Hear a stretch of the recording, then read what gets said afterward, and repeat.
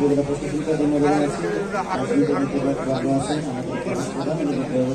সবাইকে ধন্যবাদ জানিয়ে আমি আমার সংযুক্ত ধন্যবাদ চাই মাননীয় সংসদ সদস্যকে স্যার এসেছেন আপনার প্রস্তুতার মধ্যে এবং আমাদের যে আয়োজনটা ছিল আজকে অতি দরিদ্র গ্রামীণ গোষ্ঠীর সদস্য যারা তাদের মধ্যে 11টি পণ্য তুলে দেওয়ার এটা সার্থক করেছেন। 4টি অটোরিক্সা, 4টি ট্রাইসাইকেল এবং 3টি মিলান মেশিন।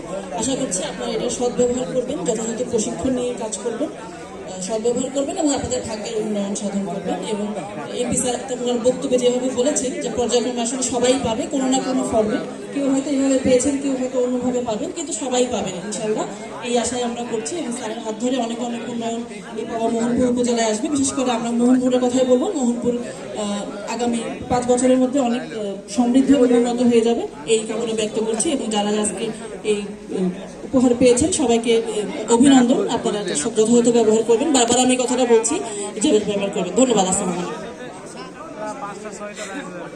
আচ্ছা, একই সাথে আজকের এই আয়োজনে সমাপ্তি ঘোষণা করছি। ধন্যবাদ।